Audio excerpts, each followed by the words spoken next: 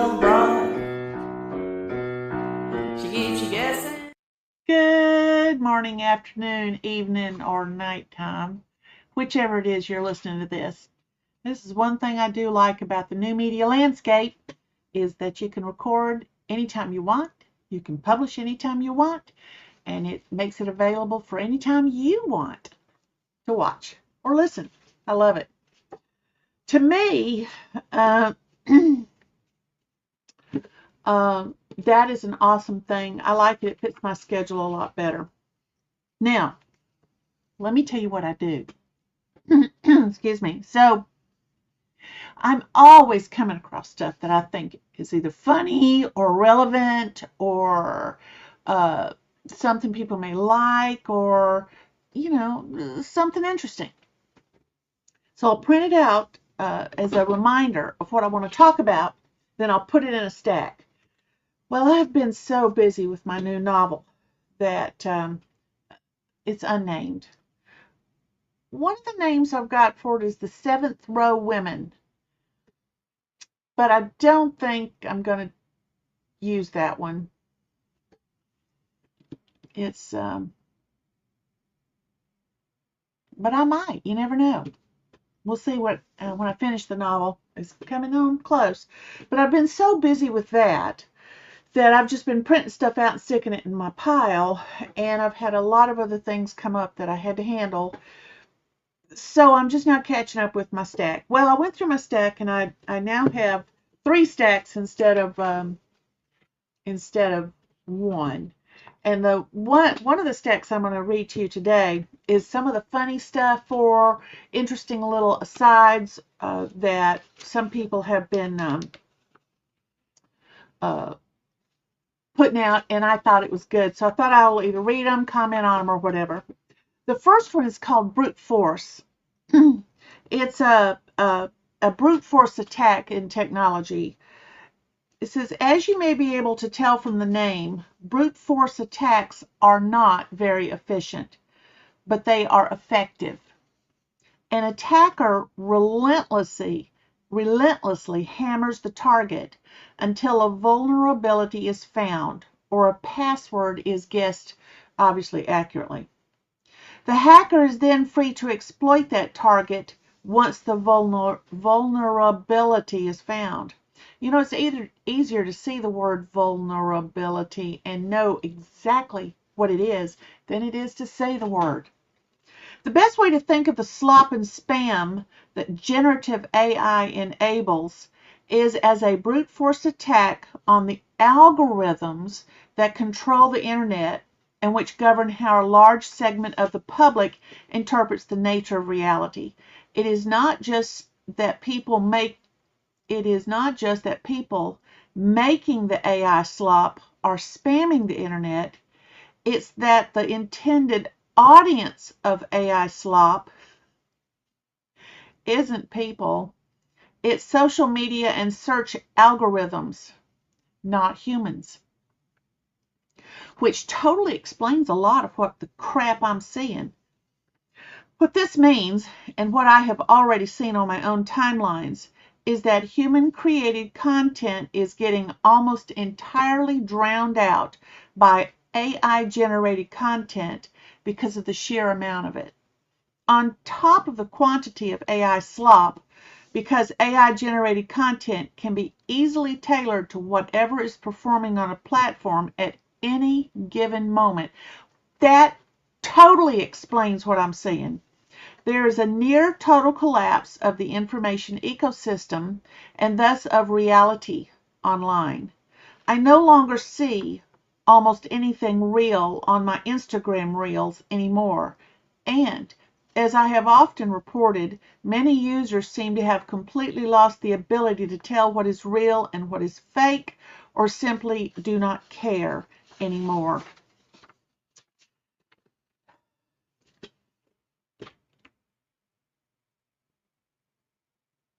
Yeah, that makes total sense. So somebody is using artificial intelligence to produce things that only an algorithm can love. And thus, when the algorithm loves it, it starts blasting it out everywhere. And human content is squashed. Because the algorithms that the social media companies, the search engines, all of those types of things have are limited in what they can do. They cannot recognize a real human if a real human walked up and slapped it on its digital face. Well, I'm going to keep this note. That is, I may have to opine on that a little longer. Now, we're going to get to the next thing that I did. It's called a double positive. An MIT linguistics professor was lecturing his class. In English, he said, a double negative forms a positive. However, in some languages, such as Russian, a double negative remains a negative. But there is not a single language, not one, in which a double positive can express a negative. A voice from the back of the room piped up, yeah, right. I love that. That is so great. Now, let's see here. Bertrand Russell. Uh, you know, I think he's dead. He said a stupid man's report of a clever man, of what a clever man says, is never accurate.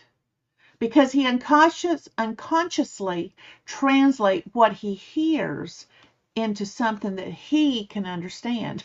Boy, howdy, do I know that.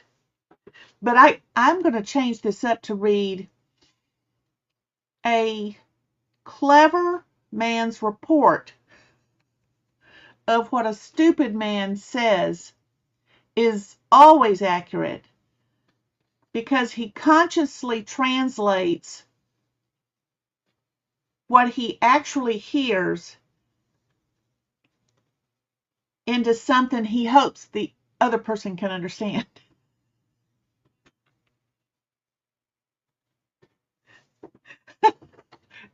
Now that's good. You know, I'm going to have to keep this one too. I might write a post on that. I just learned the professional way to say I told you so. This was identified early on as a likely outcome. You say it with a smile and a little nod of the head. Oh, that's funny. This was identified early on as a likely outcome. Okay, a random thought. Now, this actually, it sounds funny and it sounds commonsensical. It says, why does toilet paper need a commercial? Who's not buying it? And I agree. The only people that it would influence, that an advertising campaign would influence, are those people who have never bought toilet paper before they've only used it. Children growing up, get in their own place, suddenly they realize, oh, a full roll does not magically appear. And then they have to go in the store and they see all these different brands. They don't know which brand mama and daddy used. They don't know. So it's the new buyer that the commercials are trying to influence. And I say that because, you know, we're all real particular about toilet paper. Everybody's body reacts differently to the different brands and the different formulations and all this sort of thing. And I know that there's only one brand I like, and that's Scott. When I go anywhere else and I use anything else, it never works properly on me. And everybody else like, it works great. No, it's Scott. Scott Tissue's the only one that I ever buy unless I'm forced into buying something else, which during the pandemic, when there was a run on toilet paper, Now, see, I usually buy Scott in the big 20, 24 or 48 pack, I forget. And then I just put it all back, and that way for the next many months, I don't have to worry about it. Sometimes a year or more. So I was already stocked up on toilet paper when the pandemic hit. I, I stay stocked up on it. But then I did run out. And Scott was not on the hardly nothing was on the shelves. There was a big disruption in the toilet paper production. So I went into this some store one day. I don't even know which one it was, and there was a huge box. The buyer for that store somehow had found huge boxes full of toilet paper that you would buy for, say, a workplace, so that because you're going through a bunch there. I snatched me up one of those boxes.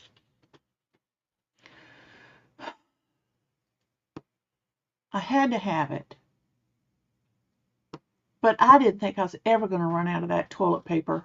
And I didn't think Scott was ever going to come back on the shelves around where I lived. Finally did. And I finished using that big box of industrial strength stuff because I'm cheap and I didn't want to throw it away. Wasn't going to throw it away. Didn't want to give it away because, how do you give away toilet paper? Hey, go to your neighbors. Listen, I bought too much toilet paper. Can you use it?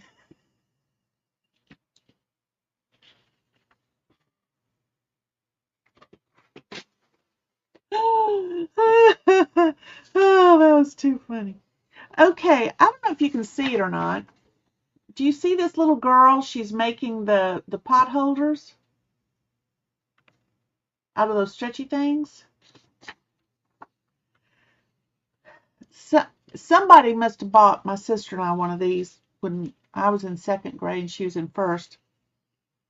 And must have bought us a big old bag of the things that you can weave. And showed us how to make a pot holder. Well, let me tell you, those are sorry pot holders. As an adult, I understand that. But as a kid, I wanted to do something nice for my mama. So my sister and I were going nuts making, let me hang that up. Swiped it the wrong way. We were going crazy. I mean, we were having a ball. That's what I mean to say. Making these pot holders for Mom. And I mean, it took us ages to get one done. And then we would go and we would just present it to her. She'd say, "Oh, thank you. That is so sweet." That was the first time. The second time, "Oh, thank you. That's sweet." Third time, "Oh, thank you." Fourth time, takes it and puts it on the counter. Fifth time, "Don't make me any more of these." Had to have been her mother that bought this stuff. Had to have been. Oh, that is too funny. That's my funny story about that. Did you ever have one? And if so, what'd you do? And when did you outgrow it? Well, I outgrew it right then because my mother didn't want what I was making, so okay. She never told me why, though. But as an adult, I found one somewhere, and I went, "Oh my gosh, no wonder Mom didn't want it. If it gets too hot, they'd melt." Oh gosh, it's too funny. Okay, somebody by the name of Morgan Merrick. Now, here's the thing. This Morgan Merrick, somebody did a screenshot of her post. Who knows if she's a real person or if she's one of those AI brute force attacks. But I will have to say it's really funny what was written. No kings, but put your mask on. No kings, but lock us down. No kings, but I'm firing you for not vaccinating. No kings, but you can't go outside. No kings, but we don't accept your exemption. No kings, but you need 12,380 boosters. No kings, but we're shutting your business down. No kings, but you can't worship the real king. No kings, but your family members will die alone. No kings, but I'm opening a hotline so you can tattle on your neighbor. No kings, but mandates galore. No kings, but you are responsible for my health. No kings, but social distance at 6 feet apart. No kings, but no family gatherings over 10. The hypocrisy is astounding. Who is actually the tyrant here? Thought that was a great list. That was a really great list. Now, this next one, there are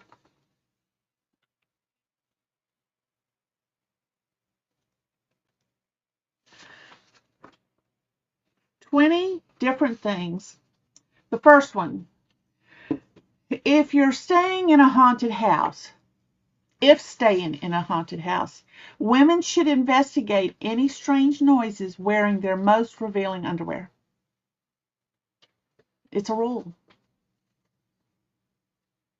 If being chased through town, you can usually take cover in a passing St. Patrick's Day parade at any time of the year. It's easy for anyone to land a plane, providing there is someone in the control tower to talk you down. No, I would be, what's the word? Crashing.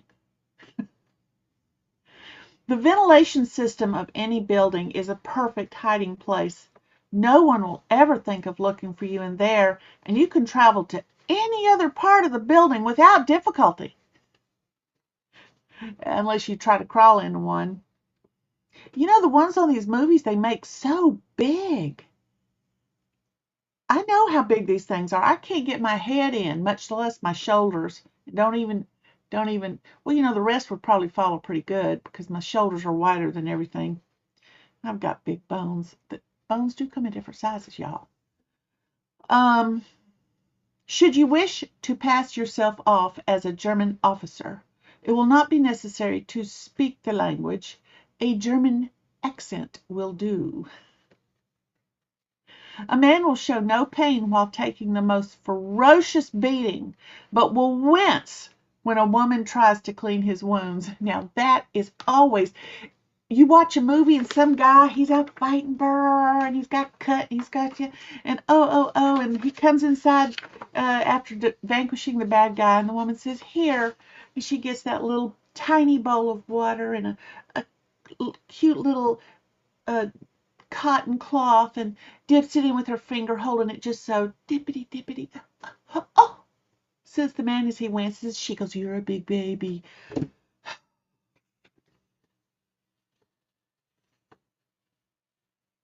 And of course, he just got through fighting the bad guy. He never once hollered. When paying for a taxi, never look at your wallet as you take out a note. Just grab one at random and hand it over. It will always be the exact fare. During all police investigations, it will be necessary to visit a strip club at least once. Cars and trucks that crash will almost always burst into flames. A single match will be sufficient to light up a room the size of a football stadium. And medieval peasants had perfect teeth. All single women have a cat. And one man shooting at 20 men has a better chance of killing them all than 20 men firing at the one.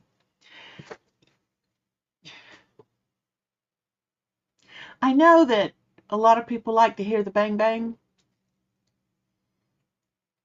but I'm getting so tired of the shootouts looking so play acting as to be ridiculous.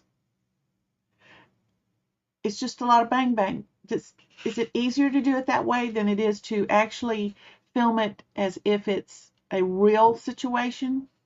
I don't know. It does not matter if you are heavily outnumbered in a fight involving martial arts. Your enemies will wait patiently and in line to attack you one by one. They will wait in line by dancing around in a threatening manner until you have knocked out the one in line before you. When you turn out the light to go to bed, everything in your room will still be clearly visible, just slightly bluish. Dogs always know who's bad and will naturally bark at them. Rather than wasting bullets, megalomaniacs prefer to kill their archenemies using complicated machinery involving fuses, pulley systems, deadly gases, lasers, and man-eating sharks that will allow their captives at least 20 minutes to escape. A la James Bond. A detective can only solve a case once he has been suspended. And the last one, if you decide to start dancing in the street, everyone you bump into will know all the steps. Next thing you know, what do they call those crowd, when one person sits down and starts playing a cello or a violin and then all these other people come out? What do they call those? Dagnabbit, I don't know. Well, I'm going to do another one another day about, I'm going to have some stuff from Imprimus, something I found. Now, I got to tell you, how I found this on my bookshelf, I do not know. It might have just been stuck to another book I bought somewhere else. And some Thomas Sowell stuff. So we'll be doing that in a little bit, and maybe you'll see it. Maybe you won't. I just don't know. But it doesn't matter if you see everything right away. Because one day you're not going to have much to do. You'll say, let me go log on to Substack or YouTube if you're watching this, and let me look at that playlist, and let me see what all she's got, and you'll have some good laughs, and you might shed a tear. You might go, But that's what we do here at the Constrained View. So, well, listen, guys, I'll talk to y'all later. Bye.